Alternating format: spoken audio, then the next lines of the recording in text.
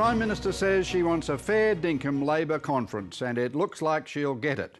Momentum's growing to change Labor's platform to allow same-sex marriage, despite Julia Gillard's resistance, and her bid to ensure a conscience vote when the battle inevitably comes to Parliament is touch and go. The vote on same-sex marriage is due tomorrow. On Sunday, the fight will shift to selling uranium to India. But as political editor Chris Uhlmann reports, on day one, the floor belonged to the Prime Minister.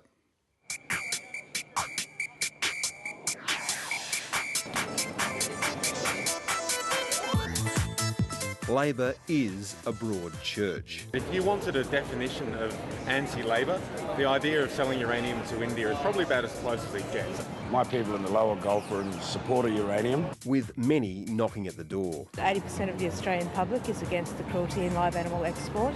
And today the true believers gathered for the 46th conference of Australia's oldest political party. Welcome to the conference, everyone. In 2009, Kevin Rudd ensured the party's usually feisty policy jamboree was controversy-free. This time, Julia Gillard says she wants real debate, and she'll get it. Marriage is between a man and a woman. I think we should have strong support for same-sex couples. I think there should be a conscience vote. The Prime Minister of Australia, the Honourable Julia Gillard.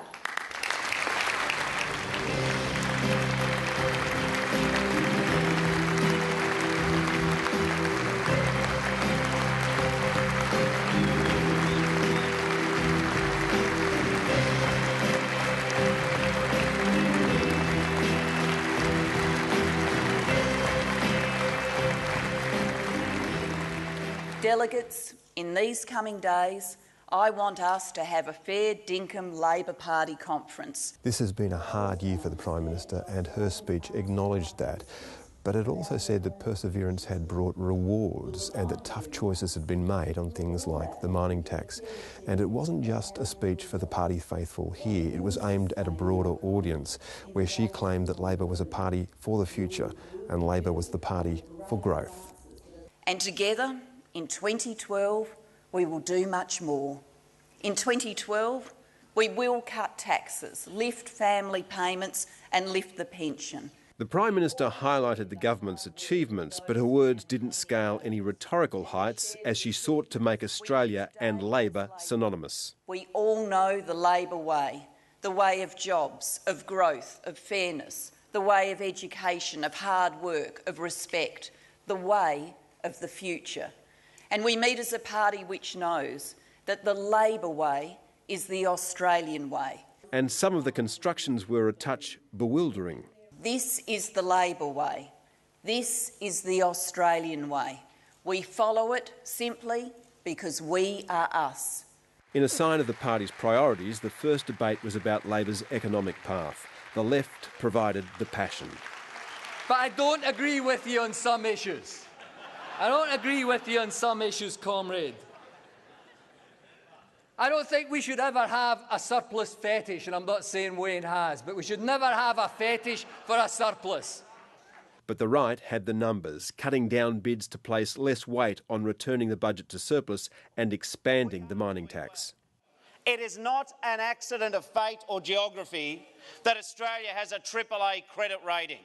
It is not an accident. It's because we have good economic management. There are 400 conference delegates and the right nominally controls 220. But on some issues the right is split, no more so than on same-sex marriage. The face of the push to amend the party's platform on that is the right-wing Deputy Chief Minister of the ACT. So what will those words be?